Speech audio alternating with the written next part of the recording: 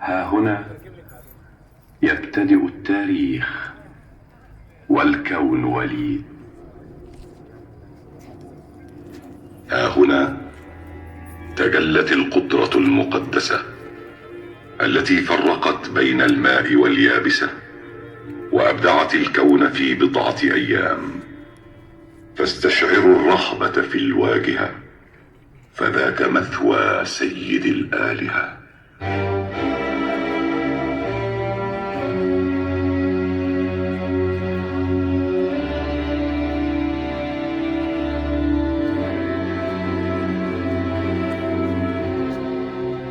وإلى هنا حج كل فرعون وشاء أن يسجل أثرا له في هذا البيت.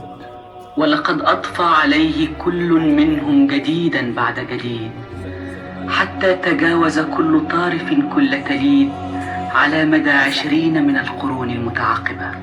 وهكذا حفل هذا التيه الساحر بأروع الواجهات والمدارج والساحات، وكانت حراما إلا على فرعون والكهنة.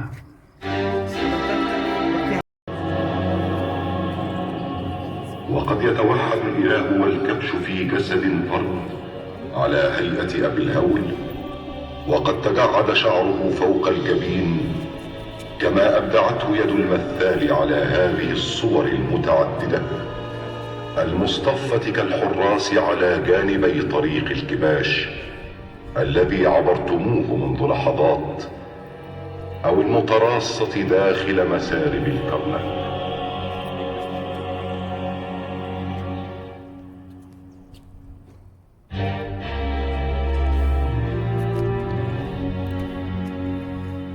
وفي آونة مجد هذه القلعة لم يكن إلى دخولها سبيل إلا عن طريق قناة ملكية قادمة من النيل ومسرب كهنوتي. فإذا أقبل فرعون في سفينته العامرة كانت القناة مجراها ومرفأ آمون مرساها، وهرع لاستقباله كبير الكهنة وأتباعه يحملون بين أيديهم مراوح من ريش النعام.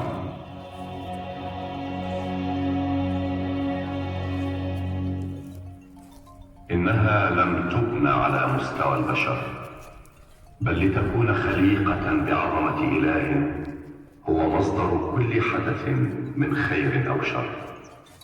الفيضان والقحط، الحصاد والطاعون، الرغبة والمقدرة، الحياة والموت.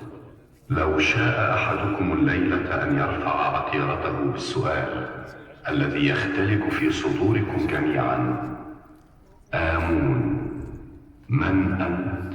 لتوالى عليه الجواب من الجدران والحجرات السرية وقواعد التماثيل، فالجواب محفور عليها جميعا بالحروف الهيروغليفية.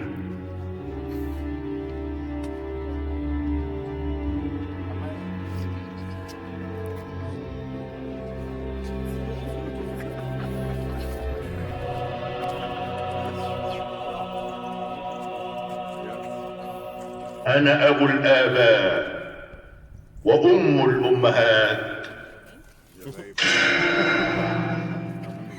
أنا ثور البقرات السبع المقدسات، أنا الذي بدأت الكلمة وسط الصمت المطبق، أنا الذي علمت الناس جميعا كيف يضربون في الأرض، أنا الذي فتحت عيون الناس على الحياة.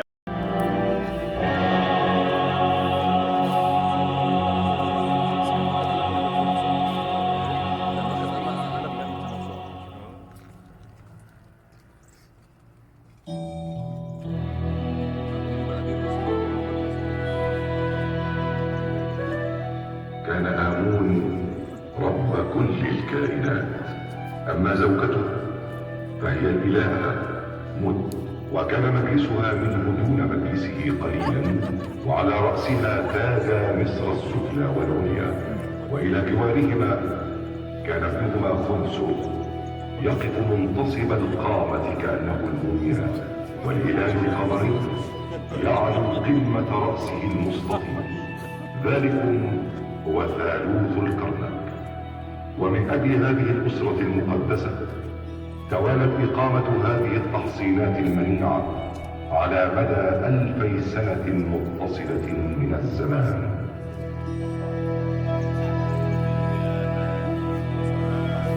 أنا سيتي الثاني، أنا الذي أنشأت هنا على حافة الممر مرفأ للزوارق المقدسة من 3 مقاصير متشابكة. المقصورة الوسطى لزورق آمون، والشرقية لزورق قدس، والغربية لزورق نون. وأحسب أن هذا البناء خليق بعظمة آمون، وسيبقى إلى الأبد شاهدا على مجد سيتي الثاني. يحسب الناس في كل جيل أنهم يمثلون الفصل الأخير من الرواية البشرية، وقد حسب كل فرعون أنه قد أنجز مدينة الإله على أحسن تكوين.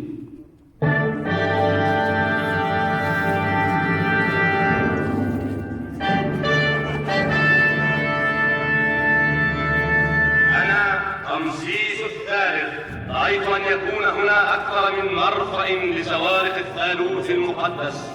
أقمت في منتصف الطريق بين المرفأ والنهر.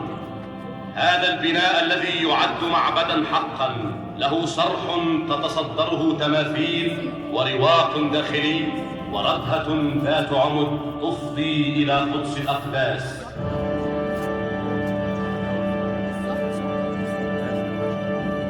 أنا توت عنخ آمون الفرعون الصبي. أنا من رددت لآمون كل جلاله بعد أن خانه أخي، على أنني رغم ذبول عمري الباكر قد خلفت هنا آثارا خالدة.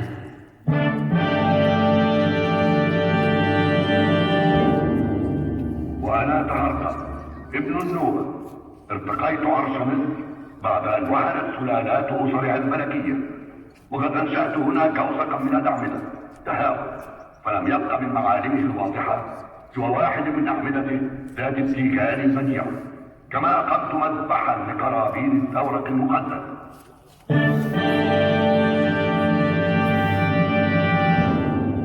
وأنا الفرعون الذي لم يعد له ذكر. لقد غمرني النسيان وسط الأسماء المتعددة التي خلعت علي، وقد خلفت ورائي صورة رمزية لجميع الفراعنة تتجسد في هذا التمثال العملاق الذي يستند إلى جدار الجناح الغربي للصرح الثاني، محتضنا بين ساقيه تمثالا صغيرا لمليكة محببة.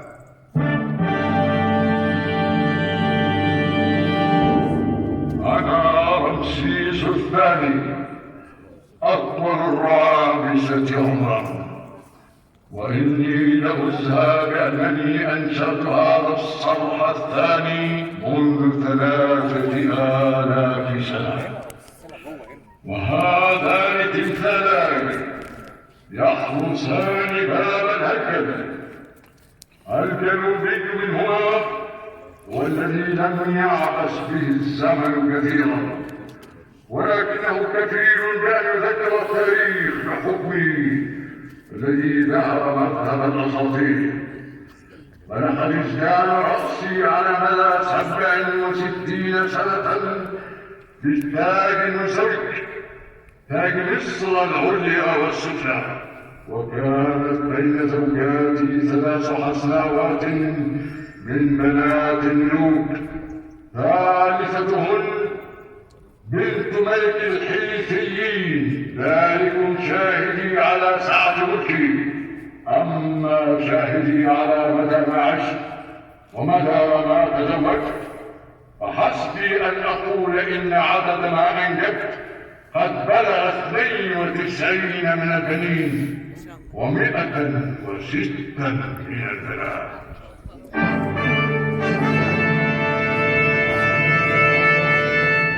وأنا الفرعون الذي جاء في آخر أعقاب الأسر الحاكمة. أنا بطليموس إفرجيليوس الثاني، واسمي منقوش على الباب الفريد الذي جعلته مدخلا لبيت الإله. فلينفرج لكم هذا الباب الليلة لتنفذوا منه إلى تيه الكرنك بكل ما فيه من روعة وغموض.